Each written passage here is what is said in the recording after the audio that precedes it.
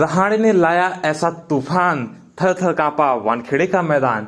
पूरी की सीजन की सबसे तेज हाफ सेंचुरी और मुंबई की हलक में अटकी जान। इसी के साथ है वेलकम दोस्तों, मैं एएलवी क्रिक फैक्ट स्वागत करता हूं आपका अपनी एक और नई शानदार वीडियो में। तो सबसे पहले बताइए कैसे हैं आप लोग। तो ये था कल का 12वां मैच जो कि खेला गया था चेन्नई और मुंबई के बीच, और जो कि मुकाबला काफी रोमांचक था। जहां दिखा धोनी का रिव्यू सिस्टम, जहां दिखा धोनी की कप्तानी, जहां दिखी रहाणे की तूफानी पारी। तो दोस्तों कल जिसने मुंबई और चेन्नई का मैच देखा था वो मुझे कमेंट में बता दीजिए, और जिन्होंने नहीं देखा उनके लिए मैं हूं ना।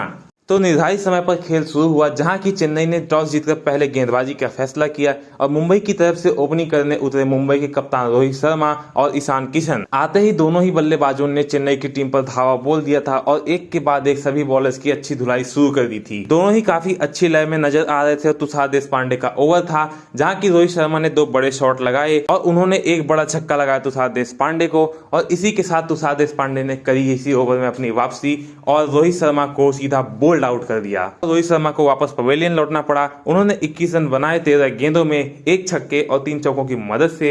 इसके बाद ईशान किशन के साथ आए कैमरन ग्रीन, जहां पर ईशान किशन ने काफी अच्छे शॉट खेले। और अब ये आखिरी ओवर था ईशान किशन का, जहां पर थे स्पिन के जादूगर रविंद्र जडेजा।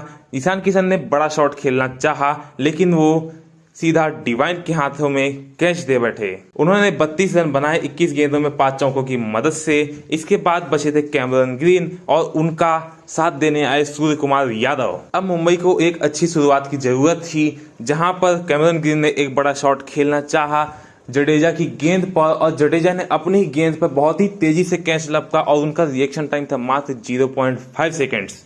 भाई इतनी जल्दी तो किसी को कुछ नहीं दिखता है, इतनी तेज गेंद को इन्होंने पकड़ा कैसे।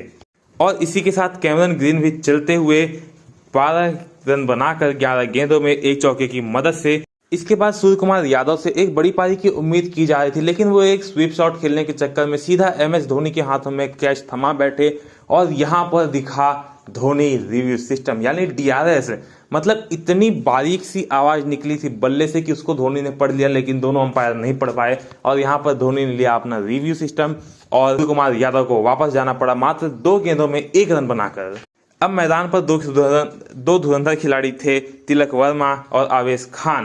मुंबई का स्कोर था 73 रनों पर 4 विकेट। और अब एक बड़ी पारी की उम्मीद की जा रही थी, किसी एक बल्लेबाज थे और जहां पर आवेश खान और तिलक वर्मा साथ देने आए हुए थे, लेकिन मात्र 76 रनों पर आवेश खान का विकेट गिरा और वो भी पवेलियन की तरफ वापस लौट गए। अब तिलक वर्मा का साथ देने आ गए थे टिम डेविड। तिलक वर्मा ने पारी को एक रफ्तार दी और कुछ अच्छे शॉट खेलने शुरू किए, और यहाँ पर फिर दिखा स्पिन के जादूगर रविंद्र जडेजा का जलवा और उन्होंने सीधा उनको LBW आउट किया। तिलक वर्मा ने 18 गेंदों में 22 रन बनाए 1 छक्के और 2 चौकों की मदद से। और अब मुंबई का स्कोर था 102 रनों पर 6 विकेट। अब मैदान पर टिम डेविड का साथ देने आए स्टब्स, और यहाँ पर टिम डेविड ने पारी को एक अच्छा स्टार्ट दिया और एक बार वापस से पटरी पर लाने की कोशिश करी। काफी अच्छे शॉट खेले और यहाँ पर तुषार देशपांडे ने वापस से कमबैक किया और टिम डेविड को सीधा कैच आउट करा दिया अजिंक्य रहाणे के हाथों। टिम डेविड ने 22 गेंदों में 31 रन बनाए। और अब यहाँ पर मुंबई को जरूरत थी एक साझेदारी की अगले विकेट के लिए, लेकिन तभी स्टब्स के विकेट का पतन हो गया और मुंबई का स्कोर था 113 रनों पर 7 विकेट।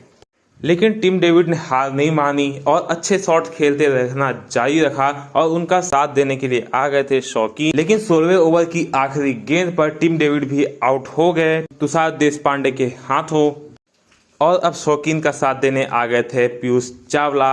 और अब था 131 रनों पर 8 विकेट मुंबई का स्कोर। अब पारी को 150 के पार पहुंचाना इन दोनों बल्लेबाजों की जिम्मेदारी थी, जहां पर शौकीन ने कुछ अच्छे शॉट खेले और 13 गेंदों पर 18 रनों की एक नाबाद पारी खेली। पीयूष चावला ने भी 6 गेंदों पर 5 रनों का योगदान दिया और यहीं पर 20 ओवर में मुंबई ने चेन्नई के सामने 158 रनों का लक्ष्य रखा।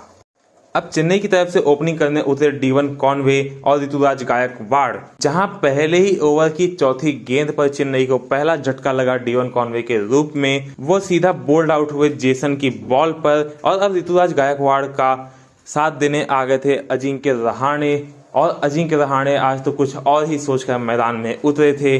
उन्होंने जो आंधी लाई है मैदान में, मात्र 19 गेंदों पे उन्होंने अपनी सबसे तेज हाफ सेंचुरी पूरी की इस सीजन की और मुंबई के किसी भी गेंदबाज को अजिंक्य रहाणे ने बख्शा नहीं। हर दिशा में हर तरफ बड़े शॉट्स लगाए और 27 गेंदों पर 61 रनों की एक शानदार पारी खेली, लेकिन वो पीयूष चावला की गेंद का शिकार हो गए, जहां पर कैच पकड़ा सूर्य कुमार यादव ने और यहां पर रहाणे ने 27 गेंदों पर 61 रनों का एक बड़ा योगदान दिया, 3 छक्के और 7 चौकों की मदद से। और सातवें ओवर की आखिरी बॉल पर रहाणे के विकेट का पतन हुआ। अब ऋतुराज गायकवाड़ का साथ देने आ चुके थे मैदान पर शिवम दुबे, जहां पर दोनों ने धीरे धीरे पारी को एक रफ्तार देना वापस से शुरू किया और चेन्नई की पारी वापस से पटरी पर आ खड़ी हुई। अब जैसे ही शिवम दुबे ने मुंबई की टीम पर प्रहार करना चालू किया, वैसे ही कुछ ही क्षणों में कुमार कार्तिकेय ने उनको बोल्ड आउट कर दिया और शिवम दुबे मात्र 28 रन बनाकर पवेलियन की तरफ लौटे 26 गेंदों पर